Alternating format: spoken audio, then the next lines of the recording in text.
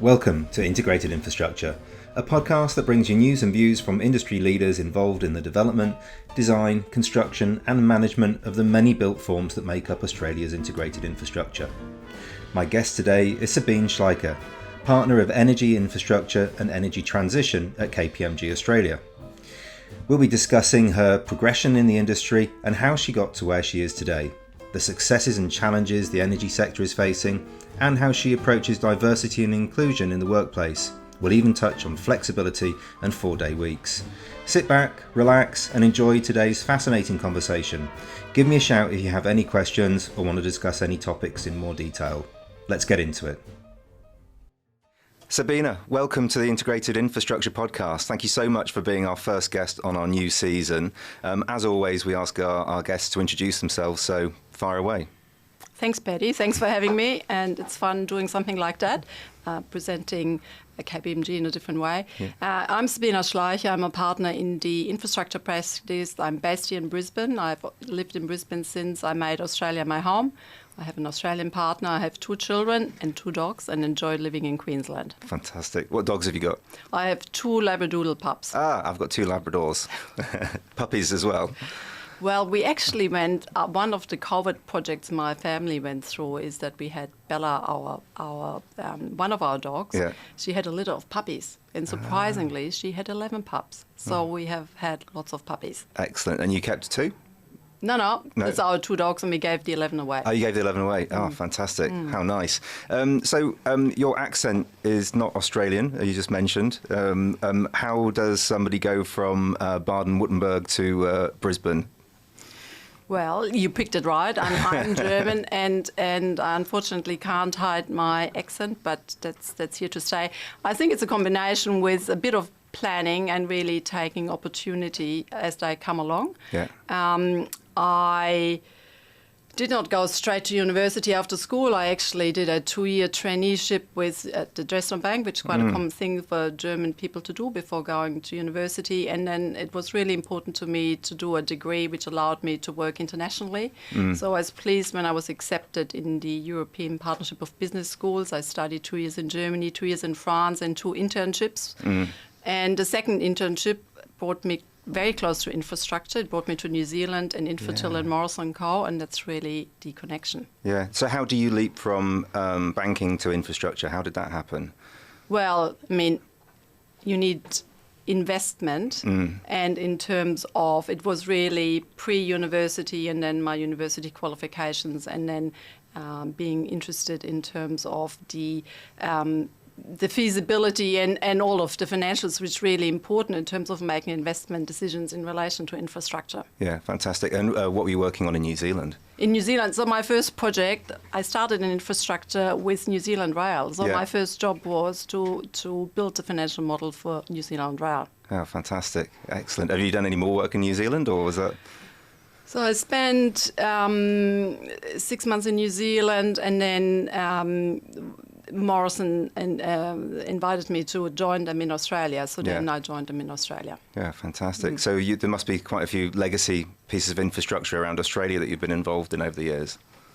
Well, I've done a lot in the really in the energy sector, in terms of various stages and all different aspects of it. Yeah, fantastic. And what took you to KPMG? KPMG? Well, KPMG really was and I jokingly call it my lifestyle choice, really. So I was in investment banking, corporate finance, and I wanted to be I did exactly the opposite which Sheryl Sandberg tells you to do. Instead of leaning in, I just thought I needed to be in an environment where it's possible to combine a career and having a family. Yeah, right. And I must say that has worked out. Yeah. So I've had a very exciting and interesting career with KPMG, and they have allowed me to do what I wanted to do and combine that with raising my 2 children. Fantastic. And your area is energy. Yes. I mean, energy is a very broad area. It could be so many things, and it's right at the forefront of everything at the moment in terms of investment, politics, geopolitics. It really is defining moment in history, really, isn't it? Around those things. Well, you know, if you were to broadly talk about energy and the energy market at the moment, how would you describe what's going on in the world? I mean, it's probably fair to say that the whole energy market is going through a period of enormous upheaval and stress. And it's probably for two reasons mainly. One is that we have an acceleration of decarbonisation across the world in terms of getting to net zero, and that means we need to rebuild our existing generation infrastructure to be low carbon. And then secondly, there's additional pressure in terms of additional electricity demand from decarbonisation of other sectors, so for example, like transport. So if you take it in the Australian context, you're not only rebuilding the existing, make sure the existing system is low carbon, you're basically doubling the energy we need to generate to deal with other sectors becoming electrified. And then on top of that, we have the geopolitical situation and the war in Ukraine, which obviously has exacerbated the situation tremendously. Yeah, absolutely. And it's quite a dichotomy at the moment, isn't it, between, you know, the fossil fuels and needing those, and the price pressures and demand pressures around those, and then the move to a new green economy.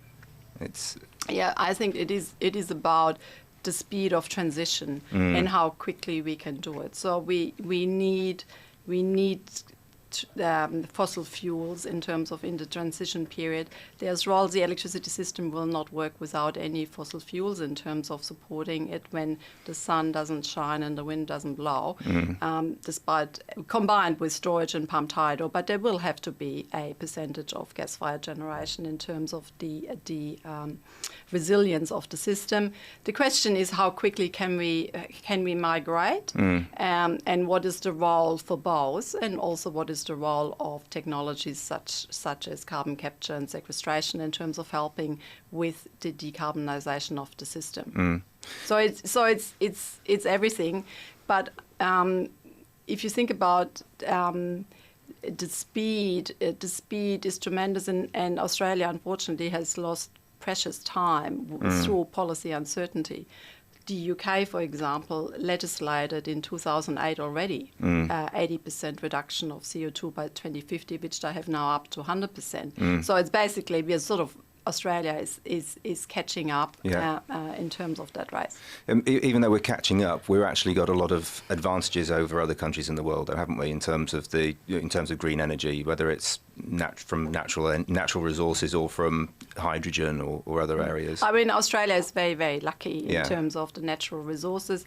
Traditionally, with the fossil fuel base, and now through the renewable resources in terms of excellent solar and wind resources, both onshore and then also offshore now, the starting off of an offshore wind industry. And one of the reasons why globally players are looking to develop a green hydrogen export industry based in Australia in terms of harnessing the renewables abundance in Australia. Yeah, fantastic. And so where does your team fit in? What are you doing specifically in the market that plays into the challenges that are ahead of us? So in terms of, I'm part of the infrastructure team. I'm leading the energy infrastructure team. So we are going from helping with regulation and policy advice, design of programs, right through actually supporting transactions in that space. So we do the gamut, and we are sort of fully integrated in bringing that together. Yeah. In terms of technologies, it is now all about renewables and storage, really, and also supporting early hydrogen projects. Yeah, fantastic. Can you talk about any of the interesting things that you're doing at the moment, or that have done in the last couple of years?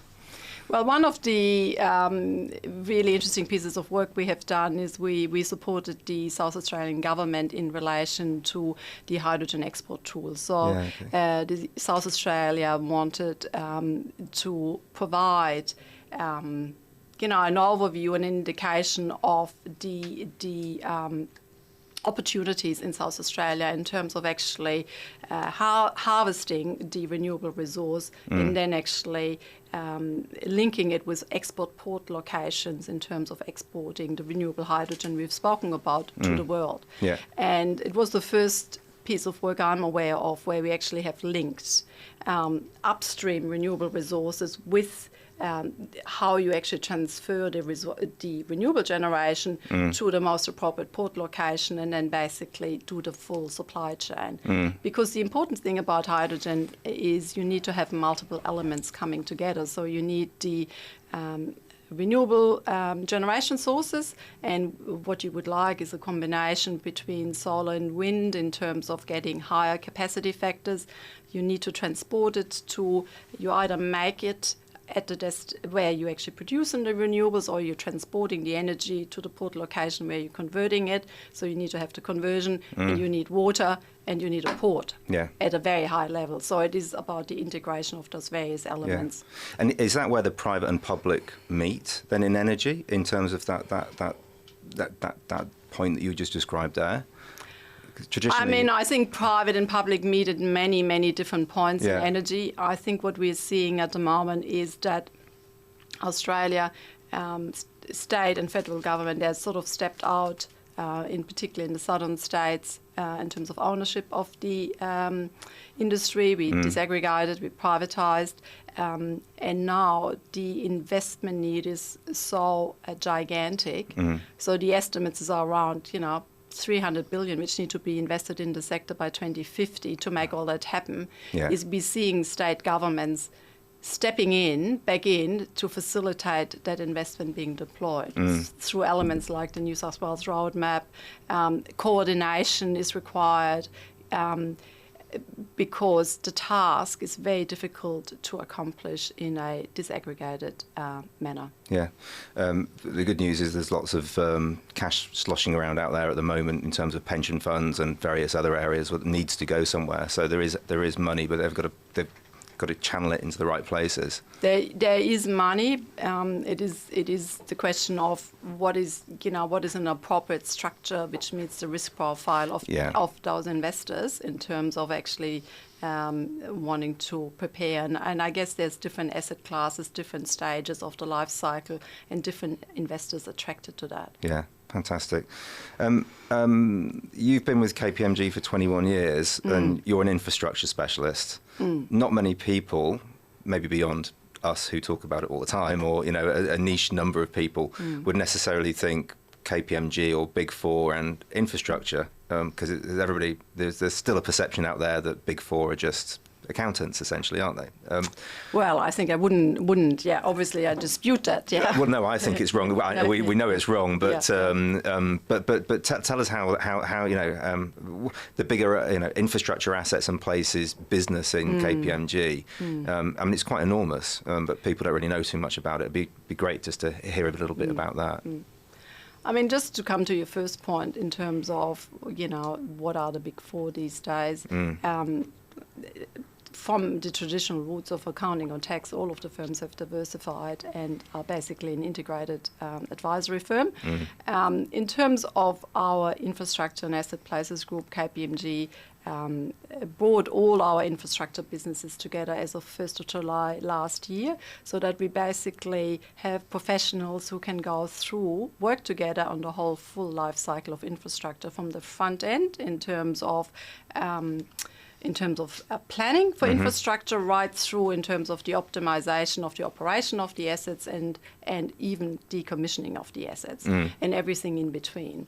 And I'm sort of playing in the middle part, being in the commercial advisory and transaction space, and we are focusing, and my team specifically is focused on everything energy and utility, and we do everything from thinking about upfront working with policymakers in terms of policy design, frameworks, programs, business cases, feasibility studies, supporting private sector new entry in the market, and transactions. So we go the whole spectrum. The whole spectrum. So, and your team are typically, what sort of skill sets are coming in your team? Well, there's very few accountants, I can tell you that. So I have a skill mix that goes from a aerospace engineering to regulatory economist and anything in between. So we looking for people who are enthusiastic and excited about the energy market, the energy transformation, and it is about bringing an analytical skill set to it and coming together as a team. Yeah, fantastic. And in the broader IAP business, there's you've got. I mean, you do absolutely have accountants, but you have lawyers, you have architects, mechanical engineers. Yes. As you said, aeronautical engineers. A real smorgasbord of And I think that makes it a really interesting and stimulating place to work in terms of the diverse skill set we have and the skill set we come together. In particular, in terms of being able to combine a technical skill set from our engineering colleagues with a financial skill set allows us to really give very tailored advice. Yeah, absolutely. And for people trying to carve a career in infrastructure in KPMG, there's an incredible peer group around you, right? In terms of the different types of people that you can work with. You're not just working with people who are like you. There's a real variety there. There's a real variety, and also, I sort of often compare my team or us as a tree. There's a tree. It's organic. We have people coming in, and they bring different skill sets, and that allows us to do different things. What's the most sort of diverse thing that you're working on at the moment? Things you don't expect to be working on? At the moment. Or even recently? Well, I have done a lot of diverse things. Probably the most out there was working on the business case for a national radioactive waste storage facility. All right. And that was very interesting in terms of thinking about the whole fuel cycle in terms of nuclear fuel and the storage of the fuel. Yeah, right. Interesting. I'd love to talk to you about that another time. So, if you're thinking about a role in management consulting in infrastructure, why would you come and join KPMG? What are the key selling points? Well, I think you come for the team, really. Yeah. I think we have probably from an energy, we have a really diverse, talented team. We're having fun to work with each other and enjoying working with our clients and partnering with our clients. So I think you need to have both. You need to have the team culture and also the ability to work in a collaborative way with your clients. Yeah, absolutely. Actually, I have to say that's one of the things that we've, has been the biggest thing that we talk to people about is the collaboration through the whole of IAP, not just geographically, but through all of the different business streams and skill sets. And I think that really sets you out differently from other organisations, whether that's big engineering firms playing in the consulting space or other big four. So excellent. And one of the things we've been working on with you is really getting the gender balance really for the firm. That's something that's been very important for KPMG, isn't it? Well, it's something which is important to KPMG, something also which I'm personally passionate about in terms of having joined in a very traditional corporate finance business in the firm. And I'm really pleased about how we have managed to through our focus on diversity and inclusion in terms of increasing diversity of our workforce, but also the level of females in partnership and females in leadership. Yeah, and what does that look like at the moment? Well, in terms of from a whole of firm level, we are now sitting at 34% in terms of female in partnership, which is terrific. Yeah. In terms of females in leadership, which counts partners, directors and associate directors, we're actually nearly at 50-50, 49%, which is fantastic. That's amazing. Yeah, that's amazing. And that's the generation coming through, isn't it? It's the generation, and we're putting a lot of emphasis in terms of supporting the workforce, the females, through the career progression, and I think we are have a terrific support now in terms of parental leave arrangements for everyone in terms of helping with that, and it's really interesting how actually allowing not only females but our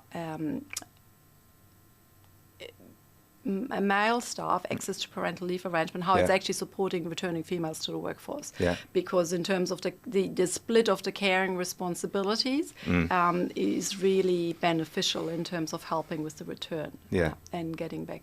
Yeah, fantastic. And I mean, we talk about the gender split and people, having that work-life balance. And I know you've got some very senior people doing 4-day weeks and people being promoted from director to partner and doing 4-day weeks, both male and female, which is impressive. But one of the things I've also noticed is that there are people out there that don't have kids, that maybe don't want kids and want have other things that they're interested in, and I know that certainly we've worked with people internally who use maybe do a 4-day week and because they've got a project that they want to work on the 5th day, and so it's not just about getting the gender split right, it's about lifestyle and people having a good balance as well, isn't it? Yeah, you're exactly right, and so I must say we now have a work anywhere policy. Everything is flexible. I think COVID has really helped in terms of turbocharging that change in attitudes and what you can do. I'm a case in point. I was promoted as director. I was actually just off going on parental leave. I became partner on 4 days a week. So I have been through a myriad of working arrangements in my time at KPMG.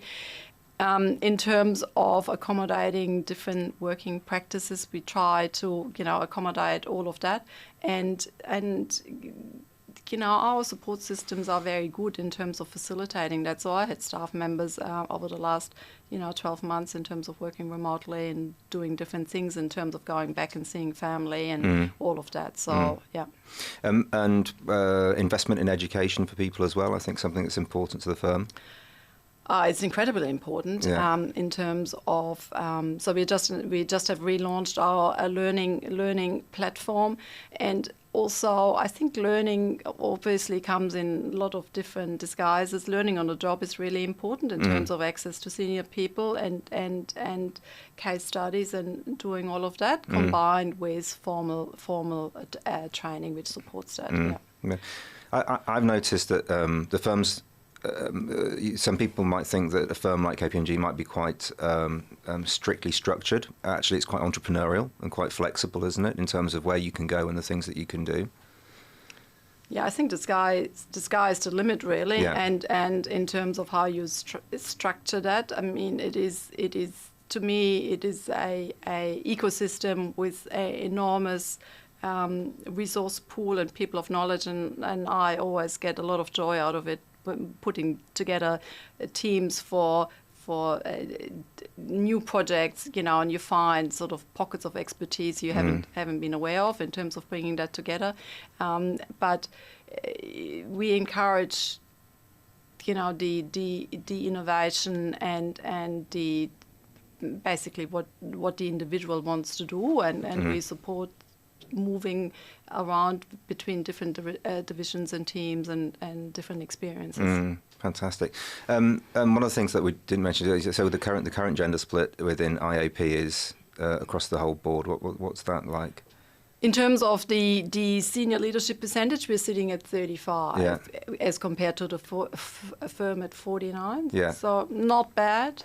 Well, all I was going to say is compared to the rest of the businesses involved in infrastructure, it's pretty bloody amazing. It's it's significantly different to the rest of the industry, and they're probably not too happy about you stealing all the great women. But there we go. Look, I really appreciate your time, and I've just got a couple more questions. So the first one is, look, if you were talking to somebody, if you met somebody in a lift or in a cafe today, and it was, what would you say to them about, the real reasons to come and join KPMG and come and play with you? Well, come and play with me. Well, I think we have the best team, really, and it's all about we having fun working together. We're respectful of each other. We value the contribution the individual makes, and I think that is the basis. We also have great clients, so we provide excellent opportunity in terms of putting that skills to bear and really making a difference. Yeah, fantastic. And there are lots of plans for growth and in the business, so please come and have a chat is the message. Exactly. The message is please reach out to me. Just send me a message via LinkedIn, and I'm very keen to have a chat to you. Fantastic. Hey, last question, and thank you again for joining us. The last question we always finish with is, what are you excited about at the moment? Well, I'm really excited. I'm actually going back to Germany in a week and a half. Oh, nice. Finally, after three years, and see my family and friends, and also sneak in a couple of days going to Rotterdam and going to the Global Hydrogen Conference. So I'm really looking forward to getting the European perspective. Excellent. I have lots of family in Rotterdam. I'll have to tell you about them. Oh, wow. Terrific.